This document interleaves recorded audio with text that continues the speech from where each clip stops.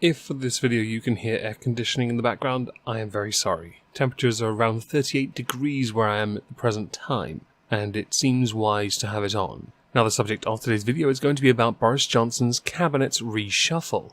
In total, 15 people were removed from their posts, which is a rather substantial change from that of when Theresa May was in office. She only got rid of 13 people. Correction, Johnson got rid of 18. Which is quite a large one.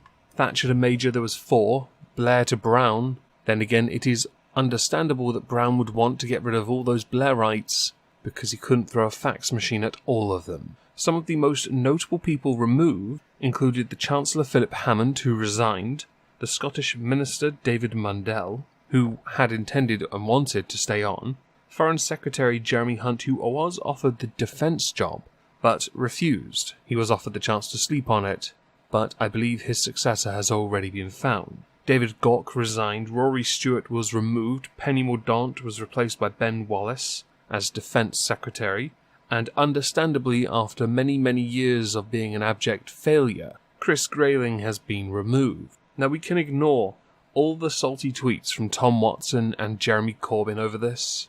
You know, the tweets you're now seeing on the screen. We could also ignore all those protesters that tried to stop Johnson from going to meet the Queen because a few climate changers in a row holding hands are going to stop a police escort.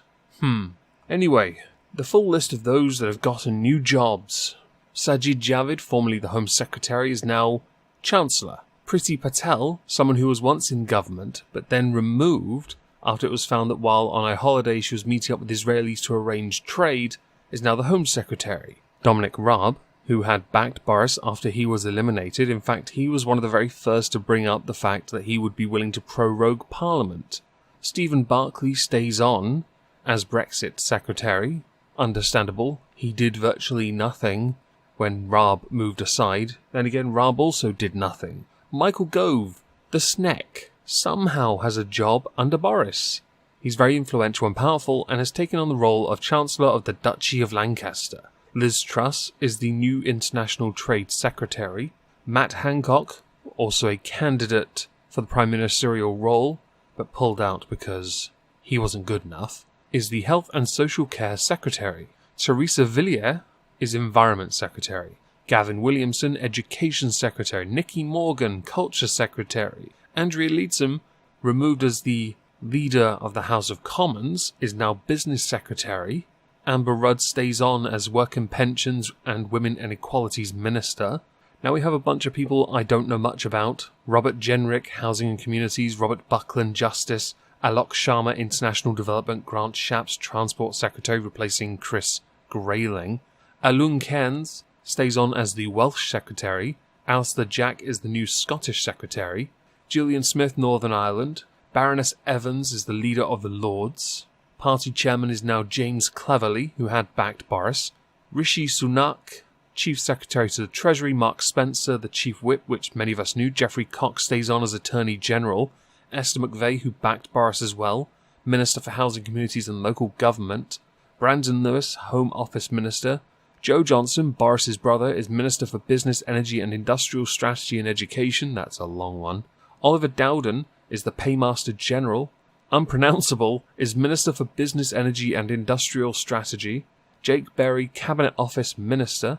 And finally, Jacob Rees-Mogg is the leader of the Commons. There is a video already of him getting a question and answering it quite well. I'm going to save that for tomorrow's political recap, because what has happened is a ginormous shake-up in the party's approach. One could argue, and rightly so, this is one of the most diverse cabinets you're going to come across. This is fantastic for many reasons. One, because it means Labour can't now attack Boris for not having enough women or people of colour in positions of power. He has run a risk with a bunch of people who are arguably nobodies. People who have literally no experience in anything they've done. But I think his optimistic approach of giving people a chance is a fantastic sign for the kind of government he intends to lead. This video is pretty much just an update to show you what we now have to work with. I'm optimistic that Boris can be kept in check by these people, in the way that he doesn't say something that costs him his premiership, in the sense that he can focus on what's important, because he has what many would believe to be the right people around him, although would point out his brother was against him when it came to the handling of Brexit, so that's an interesting one.